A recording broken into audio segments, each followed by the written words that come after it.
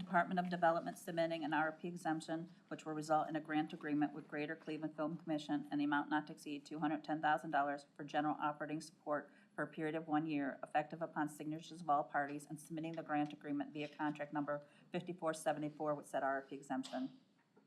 Good morning, Paul Herdig, Department of Development. This is our operating support for the Greater Cleveland Film Commission. Director.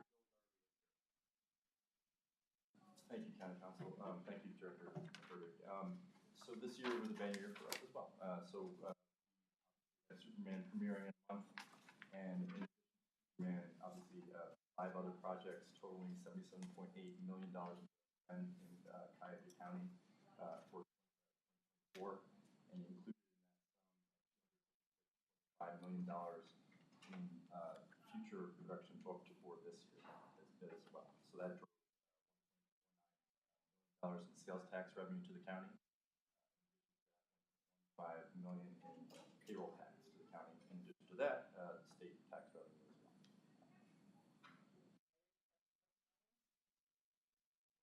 well. Let's make a motion to approve. Is there a second? Second. Second, Councilman Turner. Opposed?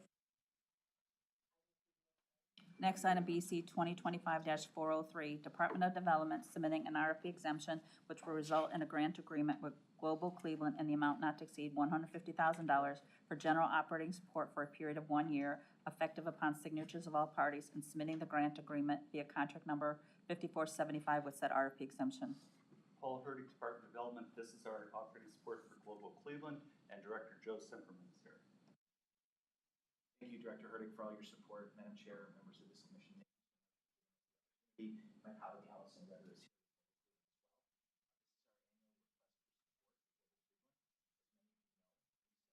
There's been some great news. 2022, 2023, and 2024, for the first time in 4 decades, we have had a growth.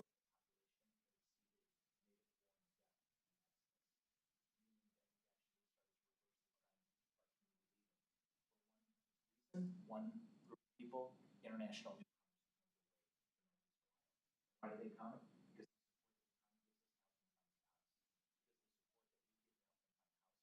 the overall experience, the Cuyahoga County League. And we're really grateful. We're hoping to keep continuing this work. As you can imagine, these are dynamic times for but there are still hundreds of thousands of people who are for help, and that's what we do. And we're grateful for your support, and we continue.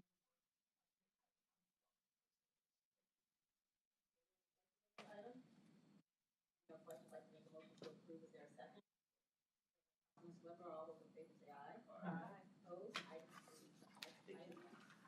Next item, BC 2025-404, Department of Human Resources submitting an RFP exemption, which will result in award recommendation to New Horizons Learning LLC and the amount not to exceed $13,275 for the purchase of Microsoft Office Suite product training courses, 25 for Excel, 20 for PowerPoint, under the Ohio Tech Cred grant to be used between June 23rd, 2025 and December 31st, 2025, and submitting a purchase order with said RFP exemption. Resources. This is one of 2 awards that we are making under the Ohio Tech Cred. If you'll recall, several months ago, we came for around 29 grant for the 5 Tech Cred grant. There are 6 a year. As we are learning how to structure this grant, how to apply for this grant, because it happens.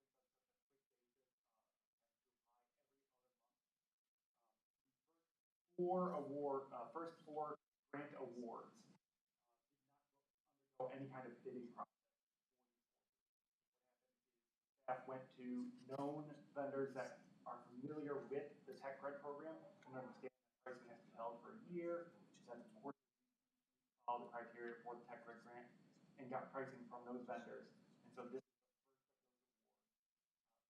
first of those awards. New Horizons was helpful in helping us understand the grant process. We are awarding Excel and PowerPoint training through available to all county executive employees. Process that was still finalized on my learning available. Are there any questions on this item?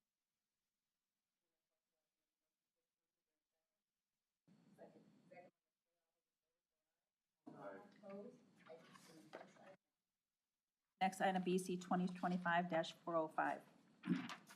Court of Common Pleas Corrections Planning Board recommending an award and submitting an agreement with the Alcohol, Drug Addiction, and Mental Health Services Board of Cuyahoga County in the amount not to exceed $103,134 for recovery housing services for offenders with serious mental health illness and substance use disorders participating in the piloting a mental health docketing incorporating a drug court module to improve outcomes for adults with co-occurring disorders program for the period January 1st, 2025 through September 30th, 2027.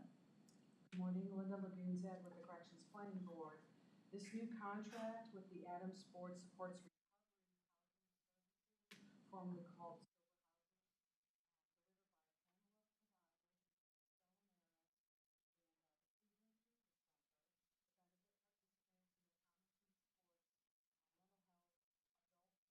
pilot program.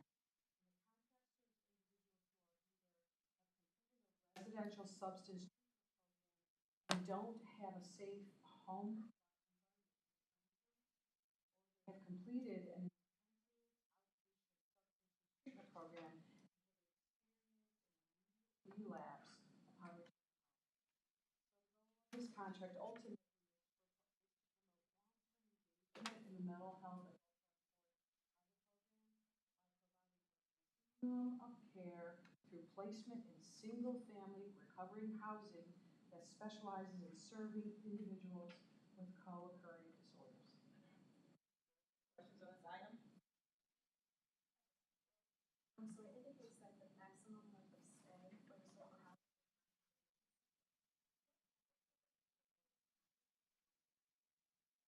Right, so that's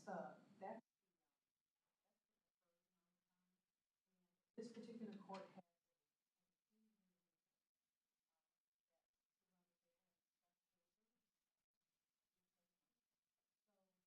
an individual that requires longer stay, the committee actually for them to stay longer. This is funded by the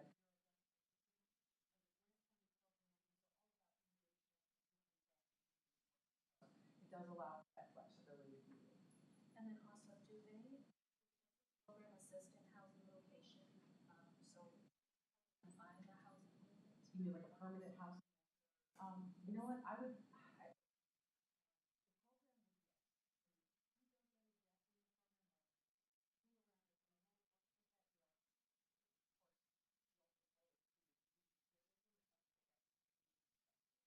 don't have the exact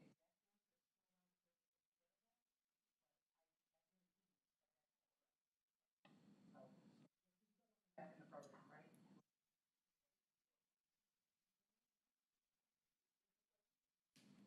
Hearing none, I'd like to make a motion to approve. Is there a second?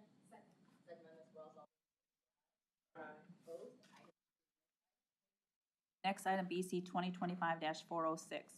Court of Common Pleas Juvenile Court Division submitting an RFP exemption which will result in an award recommendation to AmeriCab Transportation Incorporated and the amount not to exceed $10,000 for non-emergency transportation services for youth under the supervision of the court's community-based intervention programs for the period January 1st, 2025 through June 30th, 2026, and submitting a contract with said RFP exemption. Good morning, Sharon Allen, Juvenile Court. Yes, this vendor is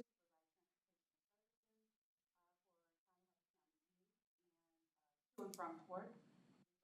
Programming is primary school, home, and court.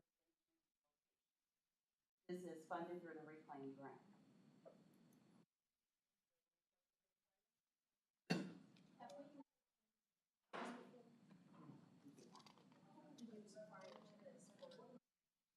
Well, this is a new, and, I know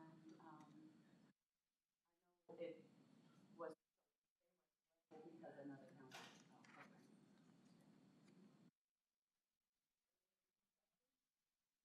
There's no additional question. I'd like to make a motion to approve. Is there a second? Second by Ms. Wells. All in favor, say aye. Aye. Opposed? Item carries. Next. Thank you. If everyone could try using the microphone now, IT helped reboot it, so we'll try and get a recording if we can of the last little bit. The following item, BC 2025-407, is being held at the request of the county executive. Next item, BC 2025-408, Sheriff's Department submitting an amendment to a contract with Watch Systems LLC for sex offender notification mailing services for the period January 1st, 2022 through December 31st, 2026. To add, the cost per card shall not exceed 75 cents, and for additional funds in the amount not to exceed $300,000, effective upon signatures of all parties. Good morning, Chris Costin, Sheriff's Department. I have Sergeant Sugar here as well to help answer any questions. But per ORC 2950, this is our contract to mail out sex offender notifications to the area where these sex offenders are located. Thank you. Are there any questions on this item? Good morning. Through the chair, I'm guessing there's a registry that's been used in terms of keeping track of these folks. Obviously, that's probably a pretty static list because people move or shift. What are the requirements in terms of monitoring the people that are potentially, on this list? Good morning, Sergeant Courtney Shoger with the Sheriff's Department. I run the offender unit. So yes, that is correct, Councilman. We do have 3,100 registered sex offenders in Cuyahoga County. So once an offender is sentenced or released from prison, they're required to report to the office of the county in which they reside, and within 3 days of their release from prison or immediately upon being sentenced. So our list fluctuates daily. So I have offenders that expire or complete their term of service, or I have new offenders coming in, either being sentenced, released from prison, or coming in from other states on a daily basis. So I could give you the exact number today, and it might change tomorrow. So we're required by the Ohio Revised Code to send out community notifications to all of our Tier 3s or our sexual predators. That's based on the classification that they're given at the time of sentencing based on their conviction. So anyone within 1,000 feet of that offender's address gets one of those postcards in the mail. So you might have gotten those before in the mail. Those are for any Tier 3s or sexual predators. So we're required by the state of Ohio to send those notifications out. So those, we incur the mailing cost for that, and that's the contract with Offender Watch that we use. We do spend a significant amount of money on this contract, as we're required to do by law. Last year's totals was $167,000 just in mailings. So that is a significant cost, but it's our duty to notify the community per the Ohio Revised Code. Any additional questions? One more question through the chair. Thank you. Does this also include notifying schools, churches, other types of places where children could potentially be? Yes, it does, Councilman. Yep. So we do do the notifications to the community partners, including local schools, Board of Elections, and the local police department for wherever that offender resides. Any additional questions? Hearing none, I'd like to make a motion to approve. Is there a second? Second. Second by Councilman Schluppler. All those in favor say aye. Aye. Opposed? Item approved. Next item.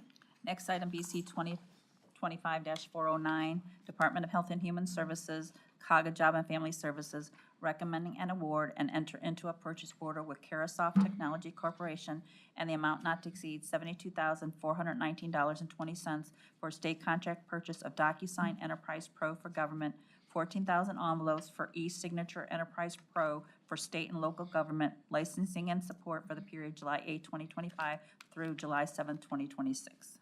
Good morning, Ramon Caldas, Health and Human Services on behalf of Cuyahoga Job and Family Services. DocuSign is a secure electronic signature platform that allows us to digitally capture the signature of clients who are seeking public assistance. This eliminates the need for in-person visits or sending documents through the mail. This helps clients that are facing transportation hardships, and it speeds up the public assistance application process. The software also guides applicants step by step, ensuring that all fields are completed before submission.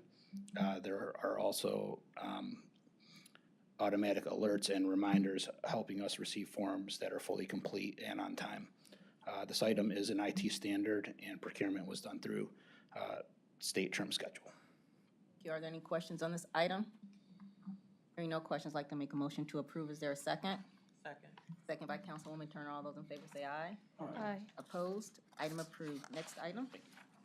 Next item, BC 2025-410, Department of Health and Human Services, COG Job and Family Services, submitting a revenue-generating agreement via contract number 5309 with Oriana House Incorporated in the anticipated amount not to exceed $17,010.82 to provide financial assistance for staffing services for determining income eligibility and processing of Medicaid applications for consumers seeking enrollment in Oriana's House Diversion Program or in transitioning back into the community for the period June 1st, 2025 through June 30th, 2026.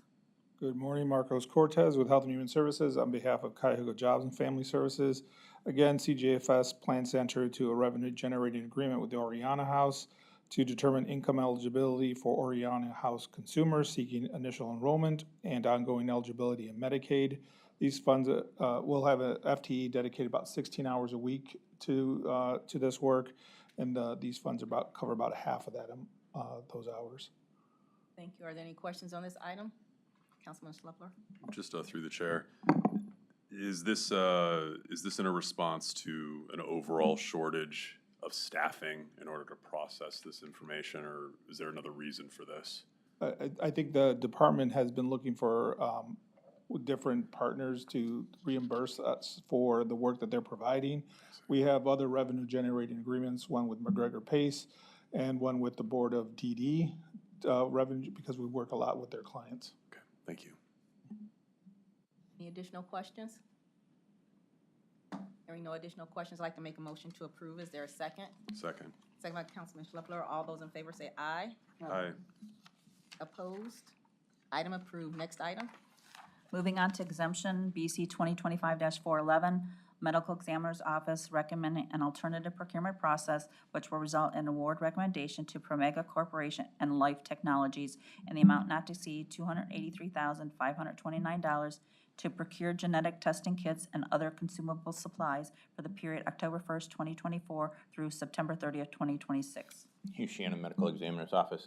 This is an annual item when we get the awards for the DOJ grant that's listed there, our backlog grant, so we can get the materials to process the genetic testing. Thank you. Are there any questions on this item? Councilman Schluppler? Just one general question through the chair. This dollar amount, is that pretty standard, pretty typical for how we do this every year? It's it fluctuates depending. We're getting notice from grants and from Washington that there could be severe cuts coming. It's kind of unstable right now. Our understanding about how next year's award, this year's fiscal year starts in September 25. So we'll put the applications through. We'll, set the budgets like we have and see where the chips fall. But yeah, this one is fairly, it fluctuates between 275 and 325. Are there any additional questions on this item? Hearing none, I'd like to make a motion to approve. Is there a second? Second by Councilman Schluppler. All those in favor say aye. Aye. Opposed? Item approved. Thank you. Next item. Moving on to consent agenda items BC 2025-412 through BC 2025-413. The following travel items are being held at the request of the department. The first one is the travel for Jay Hodge for the Physical Security Assessment Training Program to be held July 7, 2025 through July 11, 2025. And the second one is for Courtney Schroger under BC 2025-412 to attend the Command and Staff Leadership Program for the period September 22nd, 2025 through October 3rd, 2025. We can take a second to review the consent agenda items. Are there any questions on the consent agenda items? Hearing no questions, I'd like to make a motion to approve. Is there a second? As amended. As amended, correct. Second. Second by Councilwoman Turner. All those in favor say aye. Aye. Opposed? Item approved. And unanimous vote as amended. Any public comment? No public comment. No other business. I'd like to make a motion to adjourn. Is there a second? Second. Second by Ms. Say. All those in favor say aye. Thank you. We're adjourned.